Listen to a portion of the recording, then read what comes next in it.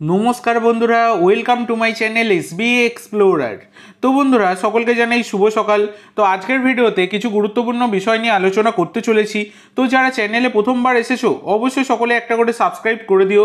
Subscribe করা সম্পূর্ণ free, তাই যারা যারা ভিডিও দেখবে এই ধরনের আপডেট পেতে চাইলে অবশ্যই সকলে একটা করে সাবস্ক্রাইব করে দিও। তো বন্ধুরা, প্রথমেই যে আপডেটটা দেবো সেটা মোহনবাগানের আপডেট, যেটা হচ্ছে দুদিন আগেই তোমাদেরকে ভিডিওতে জানিয়েছিলাম মোহনবাগান কিন্তু একজন দুর্দান্ত প্লেয়ারকে সই করাতে চলেছে, যার নাম হচ্ছে আদিল আবদুল্লাহ।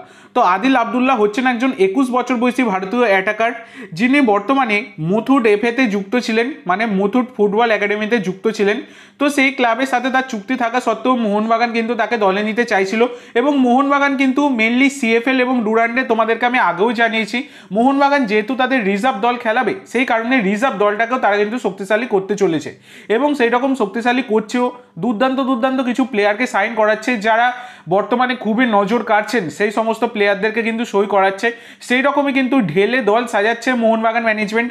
সেই রকমই এই আদিল আবদুল্লাহর সাথে কথাবার্তা চালালেও গতকাল কিন্তু তার সাথে ডিল ডান করে ফেলেছে, তাকে কিন্তু সাইন করিয়ে ফেলেছে মোহনবাগান ম্যানেজমেন্ট, যেটা কিন্তু মোহনবাগানের জন্য একটা দারুণ সাইনিং সেটা বলতেই পারো। কেরালার প্লেয়ার এবং দুর্দান্ত প্রতিভাবান প্লেয়ার, সিএফএল এবং ডুরান্ডে যেহেতু রিজার্ভ টিম খেলাবে, যাতে তাদের পারফরমেন্সে কোনো রকম খামতি না থাকে, কোনো রকম গাহেলা মনোভাব না থাকে, সেই ধরনের প্লেয়ারদেরকে কিন্তু দলে নিচ্ছে মোহনবাগান, এবং তারা কিন্তু পারফরমেন্স দিয়ে দেখাবে। এবার এরা যদি ভালো পারফরমেন্স করে তাহলে কিন্তু রাজবাসপুরে আমনদ্বীপের মতো তাদেরও কিন্তু সিনিয়র দলের দরজা খুলে যাবে।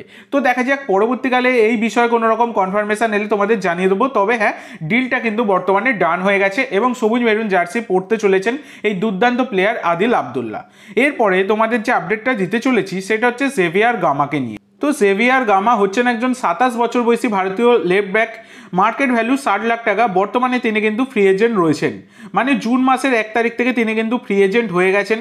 তো এই প্লেয়ারটির ওপর একটা সময় যখন মোহনবাগানের কোচ ছিলেন জুয়ান ফেরান্দো, তখন কিন্তু খুবইভাবে ইন্টারেস্ট শো করছিল মোহনবাগান ম্যানেজমেন্ট। তবে এখন অবধি আর খুব একটা ইন্টারেস্ট কিন্তু মোহনবাগানের নেই। তবে বর্তমানে দাঁড়িয়ে ইস্ট বেঙ্গল কিন্তু এই সেভিয়ার গামাকে দলে নিতে চাইছে, এবং ইস্ট বেঙ্গল ম্যানেজমেন্ট কিন্তু ভালোভাবে ইন্টারেস্ট শো করছে।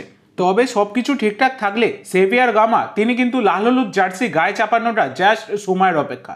তো দেখা যাক লাস্ট মুহূর্তের বাজিমাত কে করে, সেটা এখন দেখবার বিষয়। এরপর তোমাদের যে আপডেটটা দিতে চলেছি সেটা হচ্ছে দিমিত্রিওস চ্যাটজিসাইয়াসকে নিয়ে। তো দিমিত্রিওস চ্যাটজিসাইয়াস হচ্ছেন একজন 31 বছর বয়সী গ্রিসের সেন্টার ব্যাক, মার্কেট ভ্যালু 3 কোটি টাকা। তিনি পাঞ্জাব এফসির সাথে যুক্ত ছিলেন, এবং তোমাদেরকে আমি জানিয়েছিলাম তিনি কিন্তু পাঞ্জাব ছাড়তে চলেছেন। তো এবার ব্যাপার হচ্ছে, তোমাদেরকে দুদিন আগে ভিডিওতে আমি জানিয়েছিলাম তিনি পাঞ্জাব ছেড়ে অন্য একটি ক্লাবে যোগ দিতে চলেছেন, যদিও সেই ক্লাবটির নাম কিন্তু এখনো জানা যায়নি।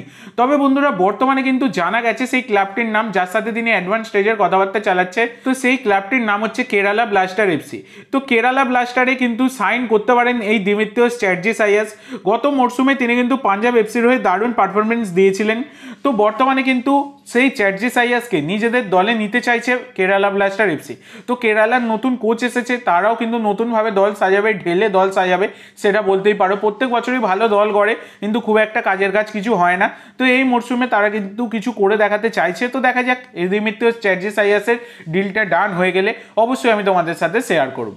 তো আজকের জন্য এইটুকু বন্ধুরা। ভিডিওটি ভালো লাগলে অবশ্যই লাইক করো, শেয়ার করো। আমার চ্যানেলে প্রথমবার এসে থাকলে চ্যানেলটি সাবস্ক্রাইব করো, আর কমেন্ট করে জানাও ভিডিওটি কেমন লাগলো। ধন্যবাদ।